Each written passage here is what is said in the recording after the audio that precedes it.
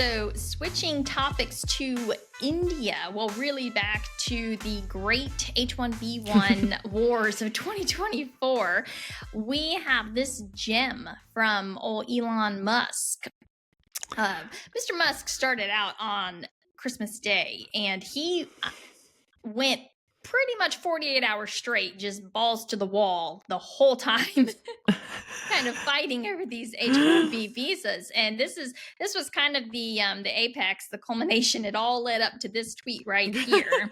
For those of you guys listening, the reason I'm in America, along with so many critical people who built SpaceX, Tesla, and hundreds of other companies that made America strong, is because of H-1B.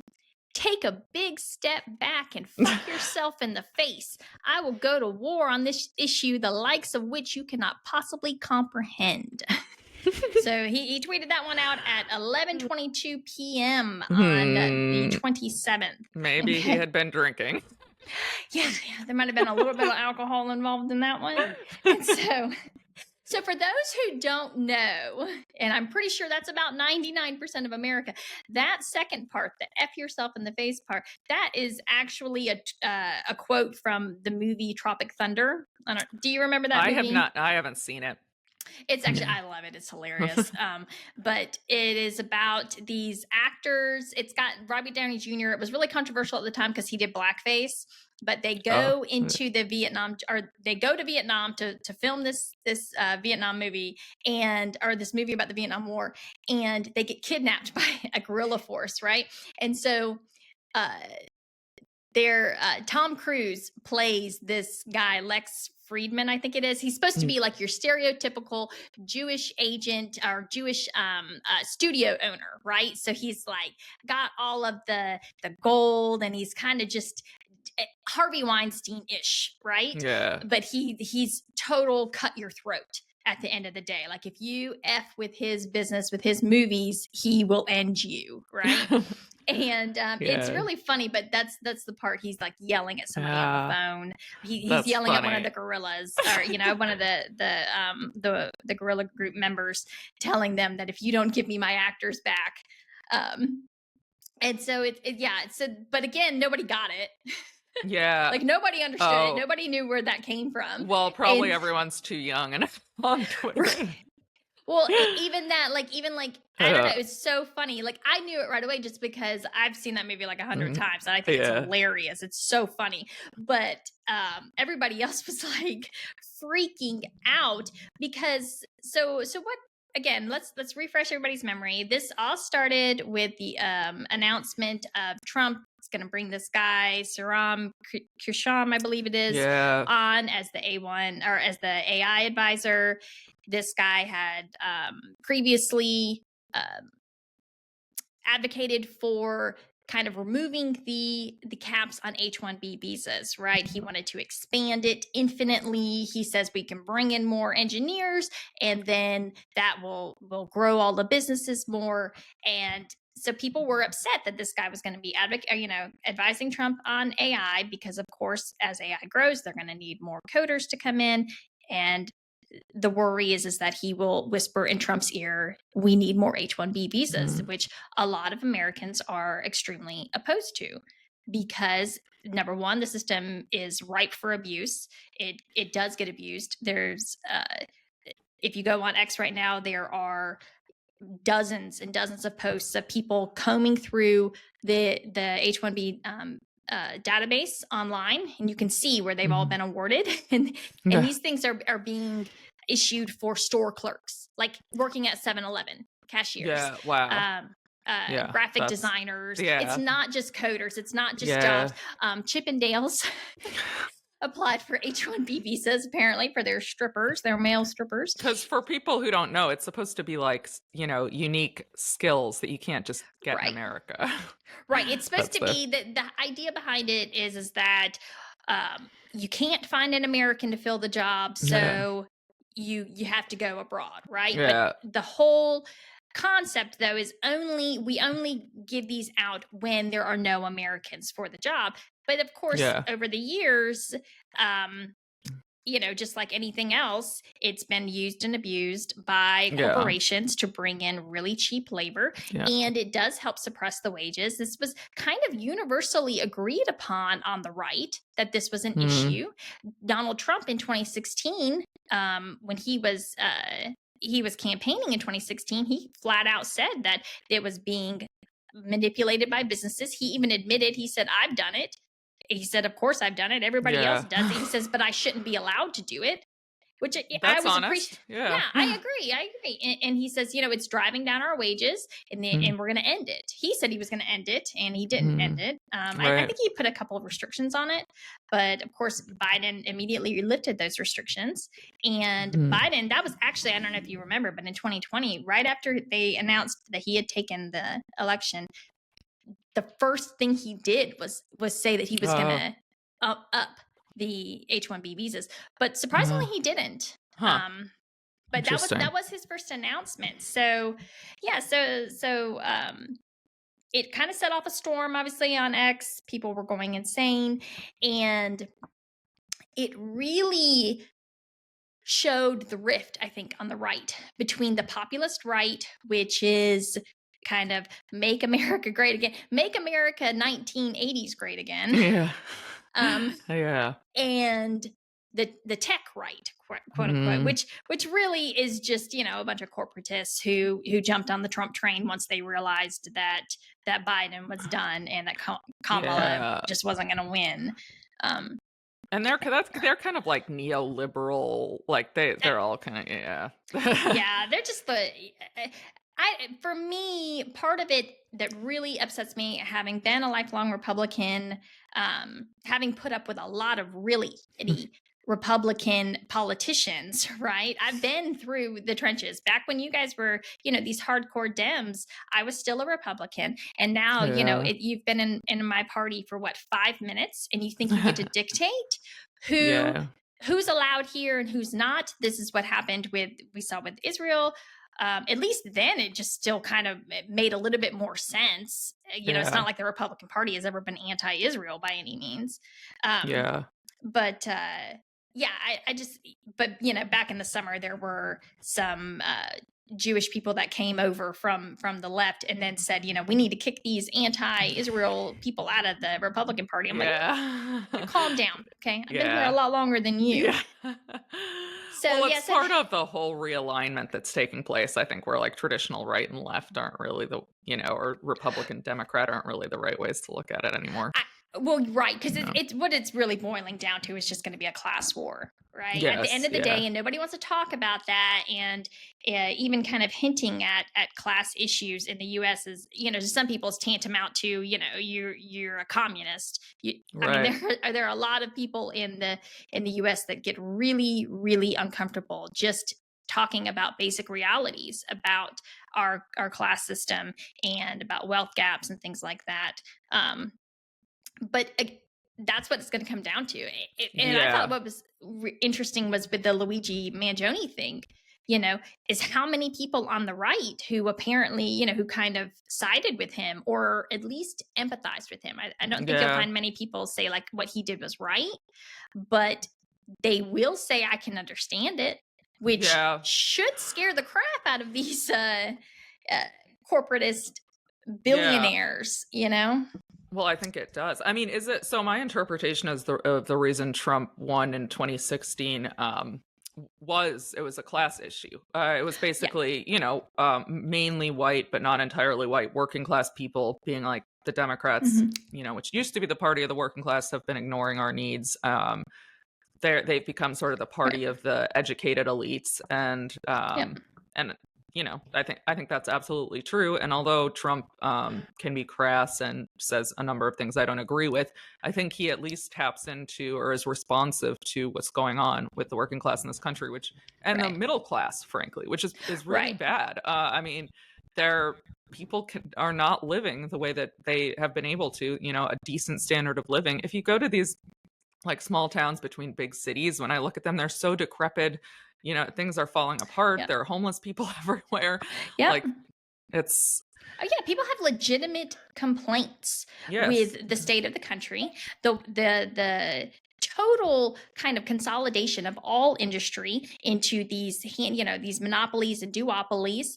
The way that it just kind of they prey, all of the corporatism that preys on the American middle and lower classes, people have very legitimate grievances. And yeah, Trump really tapped into that, especially in 2016. He didn't necessarily fulfill a lot of that, but he did actually do some good things that he doesn't credit for. I won't go into all of that right now, but so I think people have a genuine, they seem to have a feeling like, hey, at least he gets it, right? He's a billionaire, but he understands what's wrong. He does understand the problem. And so you saw that, this time around, there were a lot more people from a wider base, a demographic base, that were willing to go back to him and or to back him. And so we definitely saw that, especially with Hispanics. That was kind of wild. Absolutely. I think he actually drew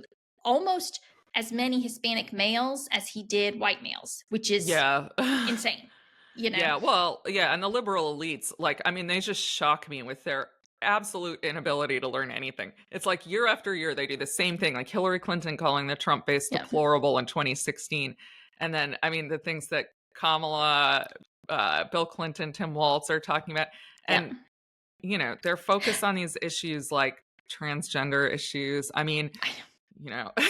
As if anybody, but so what's fascinating is, so now these H-1B visa things, like this debate has come out, right? And it gets really heated really fast, and there is a lot of racism getting thrown at each side, kind of stereotypical stuff.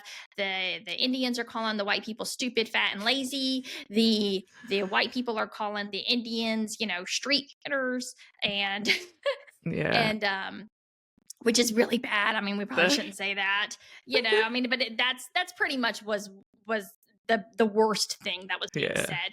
And I don't know if that's any worse than calling someone low IQ, lazy loser, no, which I saw plenty of. But what did we see with the tech bros? They come out and they accuse everyone who was opposed to this as being racist. This is just about racism. You guys are just racist. And it's like, did you not learn a single lesson from the Democrats? Do you think we give a flying if you call us racist? We don't. We've been called racist for 8 years. It doesn't change anything, okay? We have legitimate grievances, and no, we're right here on this, that you guys, and what's really wild is Elon will be like, he was trying to, I think, make nice last night. He came in and he was like, yeah, it is being abused, because somebody wrote this really great thread. They dug through all of the data. They made all of these charts, and they were showing. The guy said, actually, I went into digging into this data. His name is Robert Sterling. He said, I went into the data thinking one thing, and I came out thinking something very, very different. No, this system is being grotesquely abused, and it needs to stop. And so Elon jumps in and he offers up he says, okay, you're right, I agree. But everybody seems to agree that the system is being abused. And I'm like, okay, well, if we can pull this abuse out, do you really need to up the numbers? Right? Yeah. It's like they don't want to actually fix the problem. And then something else real quick that I thought was interesting, and I'm gonna dig into this more, is what surfaced in this Robert Sterling, this guy's thread, is that there are these massive essentially farms, right? They are these companies that's all they do is H-1B visas. They're all Indian companies. So just so people know, India accounts for something about 75% of all H-1B visas every year. Oh, wow. I didn't know that. Okay. Yeah. So it's between 70 and 75%. So, and this has been for well over, I think, going on 2 decades now. So this is a ton of, they have a serious monopoly on the system. And then, so it's like India, then China gets about 12%, and then the rest of the world gets whatever's left over. Wow. And so, but what has happened is that they figured out how to game the system. So these massive companies, these Indian companies, they come in, they fill out all of the H-1B visa applications for people.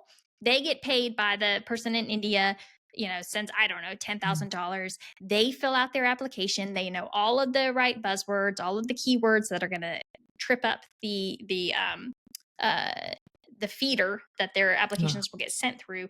And then once that application is approved, then these people, right? So the H-1B visa gets administered to, I don't know, the blue company. The blue company then farms these workers out. But the blue company, the ones who actually submitted the application, they're the ones who technically control the employment Wow. of these immigrants. Does that make sense? Oh, yeah.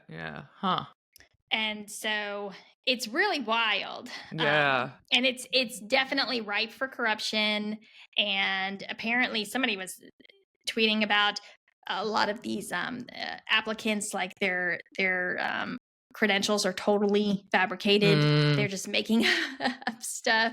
But the companies know what to say to get the visas. And if you pay the right amount, you can get it.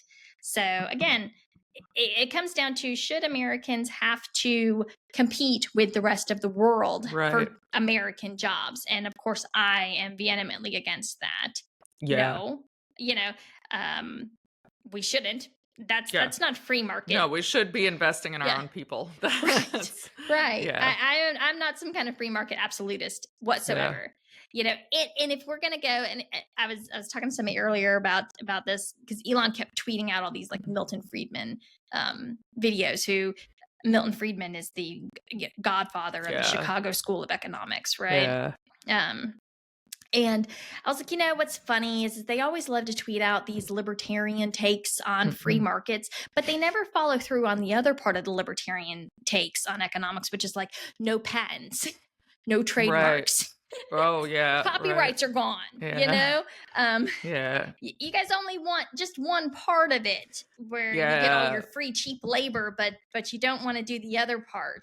So yeah, I mean, I'm kind of, we can obviously get into this more in another episode, but I find immigration a complicated issue. And when it comes to like, someone who's really unique and has very special skills, of course, that's like something I would want to be able to consider. But but obviously that system gets abused, as we've seen, because that was supposed to be the point of H-1Bs. Right.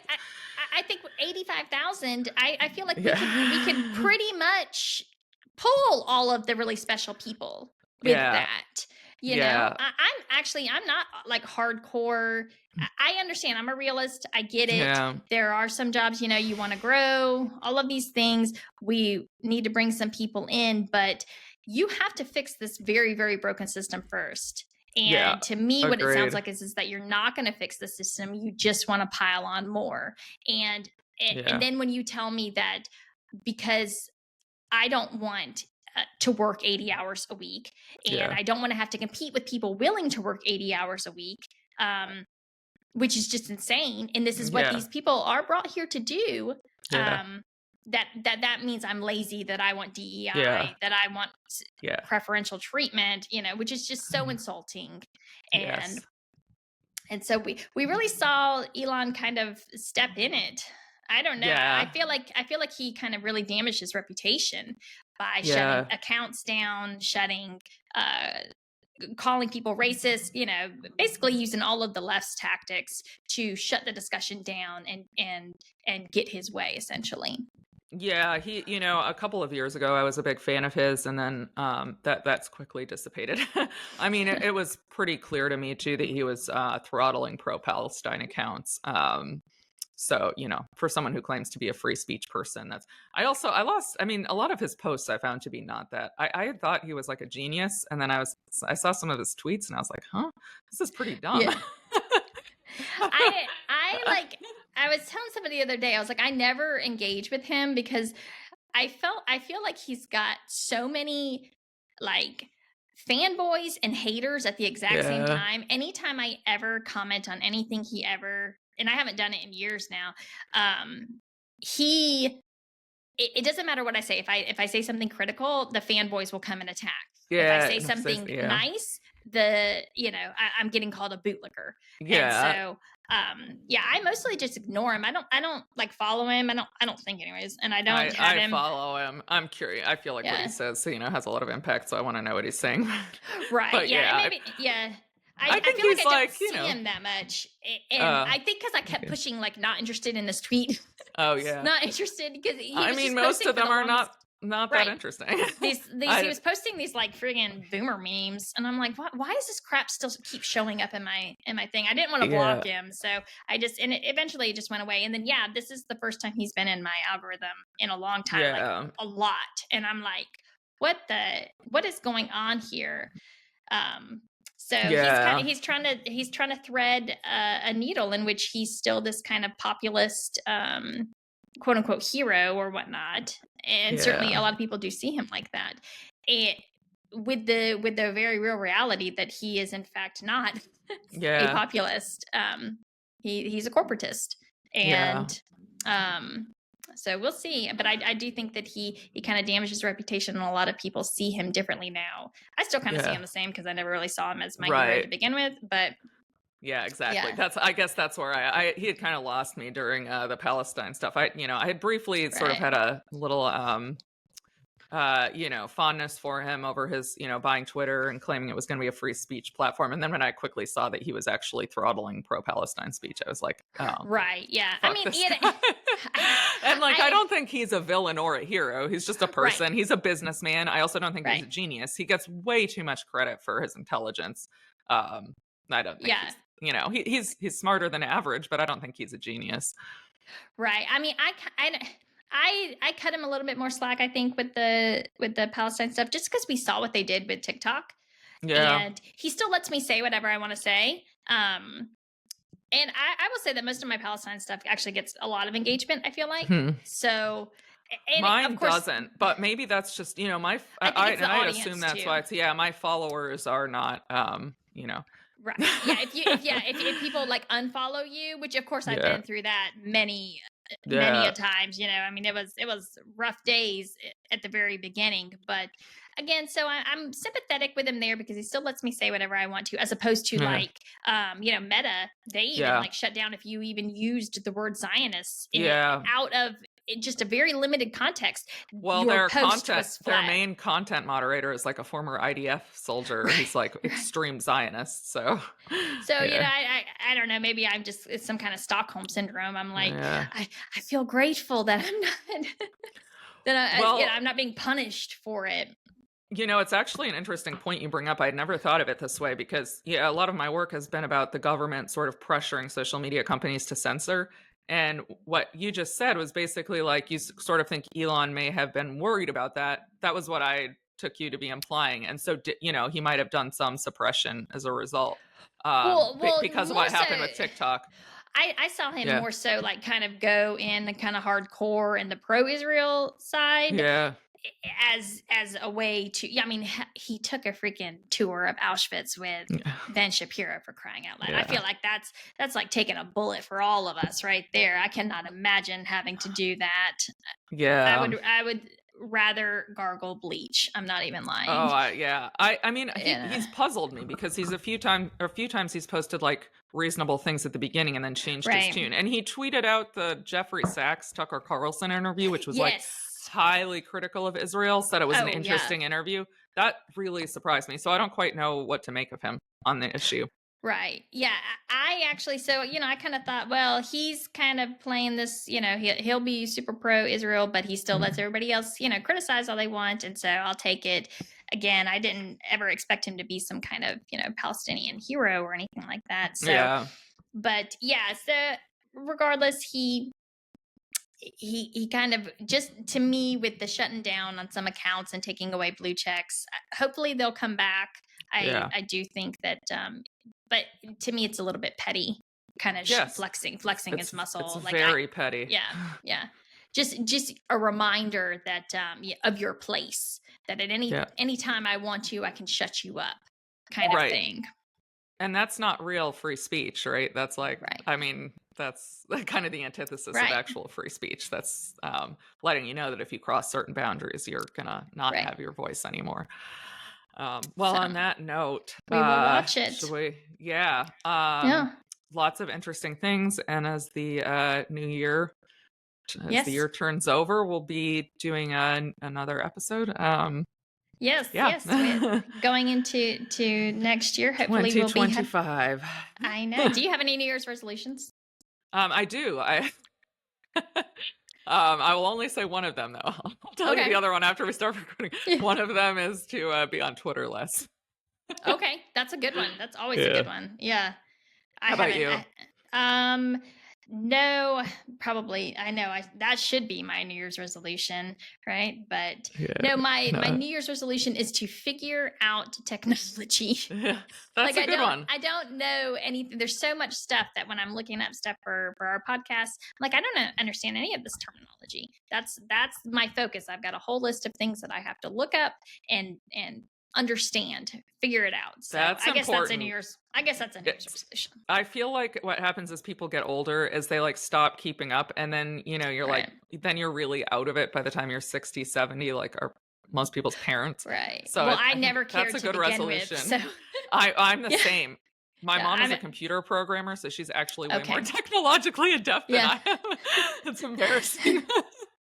My sister, my sister and her husband are both. My sister is a chemical engineer by trade, but then she taught herself how to code so she could work from home. Oh. And then her husband is like this computer engineer genius. Like he runs the entire IT department for this big bank, and so they know everything. And they're always talking to me about stuff, and I'm like, do you not understand that the only reason I use Apple is because it's literally made for dumb people like me? Like everything is the exact same. I love the uniformity across all devices. I mean, my baby who's about to turn 1 has figured out how to open apps. So that's easy.